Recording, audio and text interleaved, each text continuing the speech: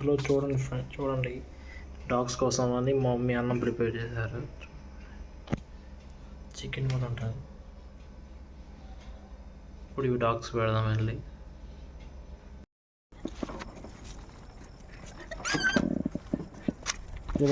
ఎక్కేసింది పిల్లని పట్టుకోదా వస్తున్నా నీకాడికి వస్తున్నా. ఈ గట్లు బాగానే లేవా వేడేదినా